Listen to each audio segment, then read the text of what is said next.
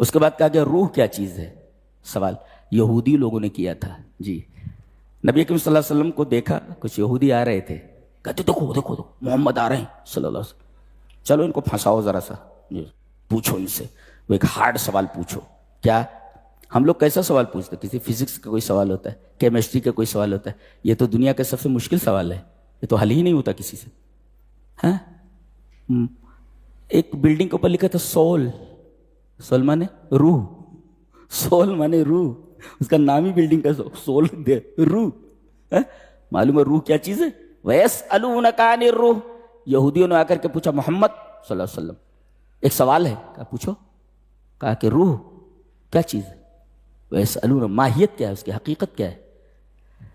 اللہ تعالیٰ نے اس کا جواب دیا, قُلِ الرُّوحُ مِنْ أَمْرِ رَبِّي, آپ فرما دیجئے کہ روح میرے رب کے امر میں سے ایک امر ہے, بس خلاص. اس کا مطلب ہے, اور عجیب بات تو یہ ہے کہ روح کے سوال سے پہلے قرآن حکیم کا تذکرہ ہے. قرآن حکیم روح ہے, وہ تو تمہیں دے دیا گیا نا, اوتیت علماً, ایک علم تمہیں دے دیا گیا, اور روح کے بارے میں پوچھ رہے وہ بھی روح ہے. منیت علماً, ایک روح سے تمہیں بتانے سے روک دیا گیا. ایک روح تو تمہیں دے دی گئی نا, اوتیت روحاً, یہ اوتیت علماً, آپ کو ایک علم دے دیا گیا قرآن کا علم, اور ایک علم نہیں دیا گیا, کون سا؟ منعت علماً, ایک علم دینے سے روک دیا گیا, وہ ہے روح کا علم. جی اللہ کیا ترتیب ہے, سبحان اللہ و بحمدہ. کیوں نہیں بتایا گیا روح کا جواب اور روح کی حقیقت؟ اب کوئی چھوٹا سا بچہ ہو, بغدادی قاعدہ بھی پڑھ رہا ہو, آ با تا سا پڑھ رہا ہو,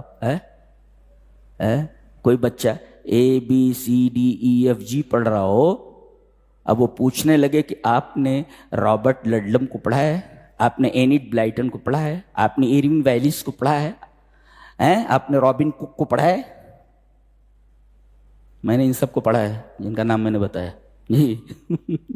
میں نے انگریز سے انگریزی پڑھی ہے, میرا ساتھی تھا کلاس فیلو تھا, میں نے اس سے انگریزی پڑھی, میرا ساتھی کلاس فیلو تھا. اب ایک بچہ جس کا سینس ABCD کا ہے, وہ پوچھے رابرٹ لڈلم کے بارے میں, تو اگر سمجھانے بھی جائیں گے تو سمجھ میں آئے گا اس کو؟ تو تمہارا تو ذہن بغدادی قاعدے کا ہے, اور پوچھ رہے ہو بخاری شریف کا ترجمۃ الباب, کیسے سمجھ میں آئے گا؟ نہیں سمجھ میں آئے گا. لہذا روح کی حقیقت تمہیں نہیں سمجھائی جا سکتی. ہاں, تقریب الی الفہم کے لیے ایک طریقے سے سمجھایا جا سکتا ہے. ایک بلڈنگ بنا دی گئی, اس میں مشینیں لگا دی گئی, کپڑا بننے کی مشینیں, ساری مشینیں تیار ہیں, موٹرز لگا دیے گئے, ساری چیزیں. اب یہ پورے موٹرز اور یہ پوری مشینیں کس سے چالو ہوں گی؟ کرنٹ ڈال دیجیے گا. جی مشینیں سمجھ میں آ رہی ہیں, پارٹس سمجھ میں آ رہے ہیں, موٹر سمجھ میں آ رہا ہے, موٹرز کے پارٹس سمجھ میں آ رہے ہیں, لیکن یہ جو چیز آ رہی ہے کرنٹ, جس کی وجہ سے پوری مشینری چل رہی ہے, نہیں جانتے اس کی حقیقت کیا ہے. اس کی حقیقت کیا ہے؟ قُلِ الرُّوحُ مِنْ أَمْرِ رَبِّي, کرنٹ بنانے والا, اس کا ایجاد کرنے والا, بنانے والا کیا؟ اس کا ایجاد کرنے والا. کوئی چیز, nothing is created and nothing is destroyed. کوئی چیز نہ تو آپ کریٹ کر سکتے ہیں اور کوئی چیز آپ فنا بھی نہیں کر سکتے. تو انسان کیا, وہ دو کر کے چار بنا دیتا ہے, کیا ہے اس کا؟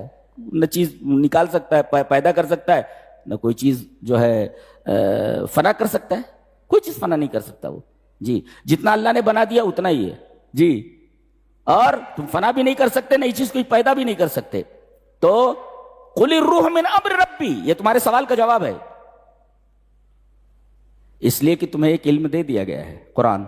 یہ علم بعض علم نہیں دیا جاتا کسی کو. جی, اس لیے کہ وہ اس کے ذہن کے اوپر ہوتا ہے, سمجھایا جائے نہیں سمجھ پائے گا, اسی میں پریشان ہو جائے گا وہ. اسی وجہ سے آپ دیکھیں گے ایک صاحب نے لکھا کہ تقریباً 118 اقوال ہے روح کے بارے میں. یہ ہے, وہ ہے, یہ 118 اقوال. اس کا مطلب ٹامک نہیں مار رہے ہیں, کسی نتیجے پر نہیں پہنچ رہے کہ روح ہے کیا. اس لیے کہ اگر حقیقت میں معلوم ہو جائے روح یہ چیز ہے تو اختلاف کی کیا ضرورت ہے. جی, اختلاف اتنا 118 اقوال ہے. وہ کہتا ہے یہ ہے, وہ کہتا ہے یہ, وہ کہتا ہے یہ. اللہ اکبر.